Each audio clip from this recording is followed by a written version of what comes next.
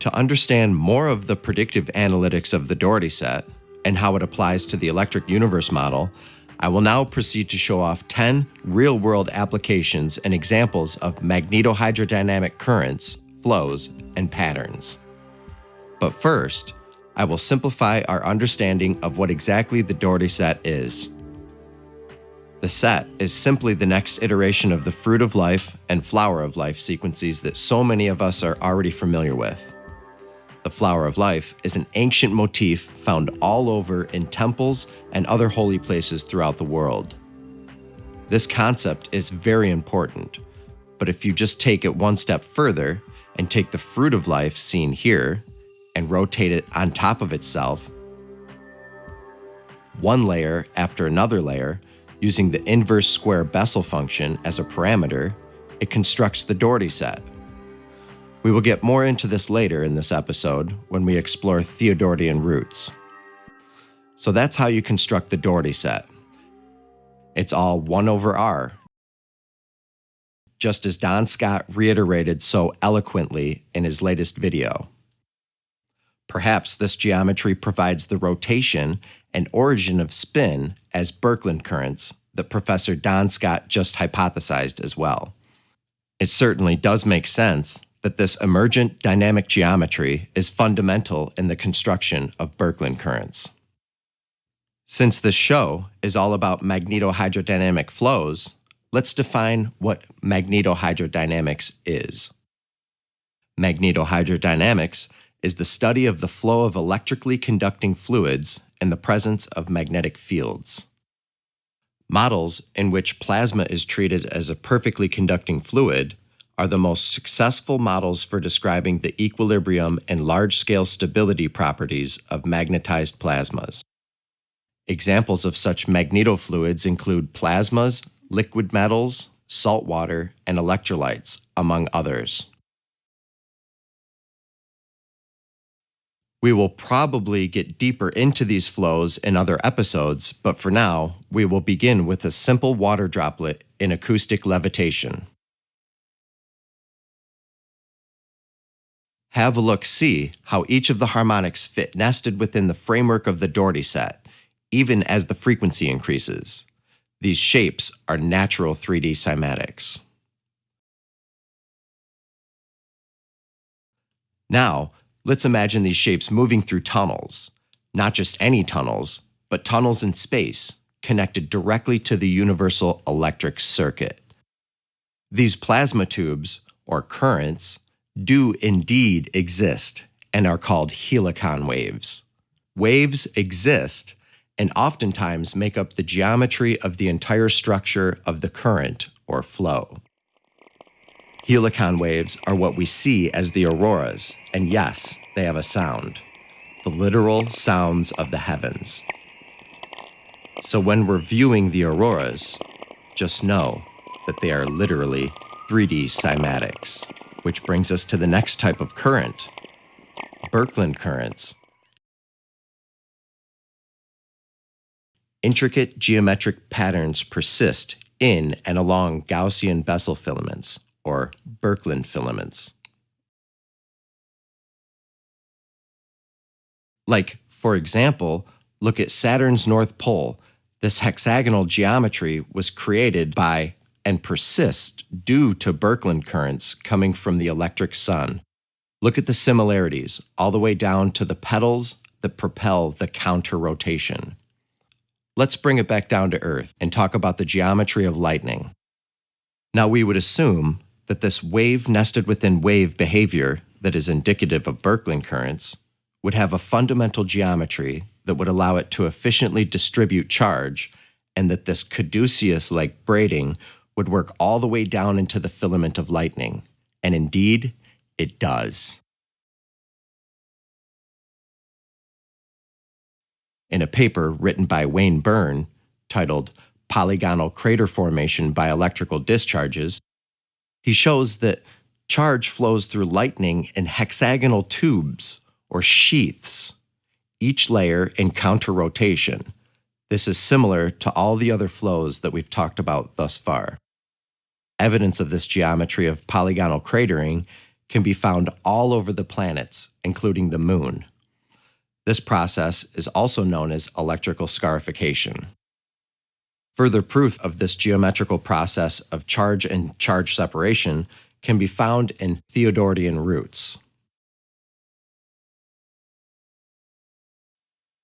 Theodorian roots are extremely easy to understand, and just like the water droplet, they increase the amount of sides incrementally along with the harmonics. First, charge neutrality seeks edges, as we just saw in lightning. Knowing that, we begin using regular polygons. Then we nest the polygons equally inside each other, giving us the inverse triangular, inverse square, inverse hexagonal, etc. geometries.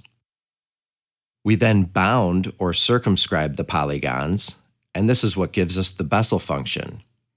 Each one of these Bessel functions is unique, just like our fingerprints and atomic uniqueness. From there, we iteratively repeat the Bessel function, cascading outward from the initial Bessel function. It is this projective geometric construction that forms the filament. This is how to build the Doherty set and the first principal geometries of Birkeland current formation. It is all cavitating.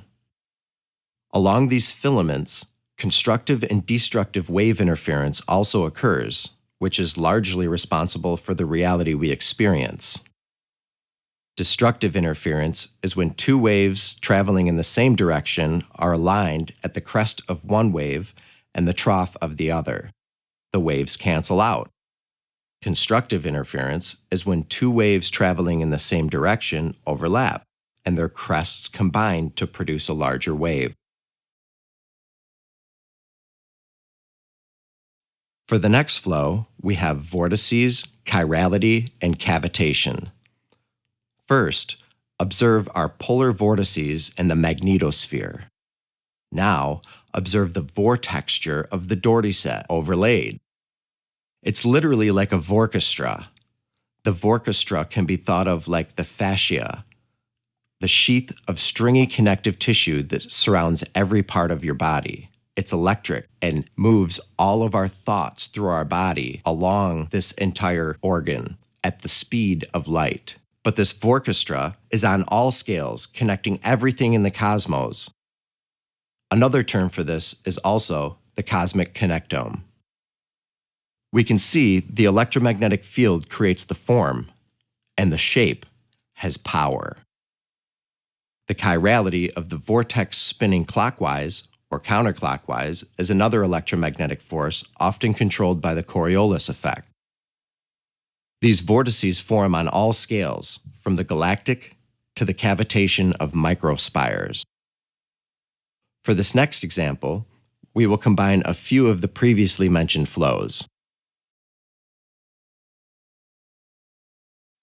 In 2016, researchers discovered a new type of fire, blue whirls. Blue whirls are swirling flame phenomenon that evolves from a chaotic fire whirl and burns with nearly soot-free combustion. Supercomputer simulations have revealed the flame structure and flow structure of the blue whirl. At this point, I had already been sketching this shape for years, and I knew of its importance in the grand scheme of things. So in 2017, I published a paper exposing the taxonomy of opposed spiral vortices of the blue whirl to be composed of a set of 6 opposed spiral vortices. In 2019, a paper published by Cornell University shows that the vortexes of the blue whirl are composed of 3 different flames. And so we're getting somewhere with the predictive power of the set. Speaking of prediction, this geometry predicts that the base of Birkeland currents, or how a Birkeland current nests and stacks on the poles, is similar to the shape of a blue whirl. This heterodyning phase conjugate stacking reminds me of something else. Phase conjugation is multiples of the golden mean. Surprisingly, another current that this shape shows up in is in Elon Musk's SpaceX Raptor engine test. This particular shape is indicative of minimal energy configurations, and also shows up prominently in lens flares as well. A kink instability is a current-driven plasma instability characterized by transverse displacements of a plasma column's cross-section from its center of mass without any change in the characteristics of the plasma. So basically, it's extremely similar to the braiding of the caduceus as seen here in the Doherty set. This is the first 10 concatenations. Concatenations are just a series of interconnected things or events. Currently, there is an unknown amount of pairing and nesting of different sizes of kink instability on all scales. There's so much work that still needs to be done on mapping out the infinite amount of toroidal node helical coaxial coils. And I stress that I say toroidal node because the helical filaments are centered by nested torus, and these nested torus are also the repeating cosmic Bessel function that any source star gives off.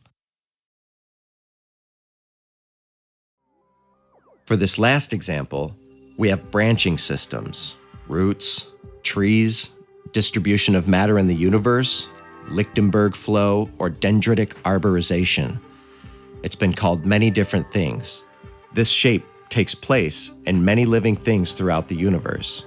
It's one of the shapes that remind us that everything is electric. Our synaptic brain activity, our veins, our organs, and even the hypothesized dark matter that is actually a Birkeland polyphase web. So many things take on this beautiful shape in nature. Lichtenberg flows are often a sign of living systems or a vestige that living systems were once there. All in all, cosmology is gorgeous and filled with myriad flows.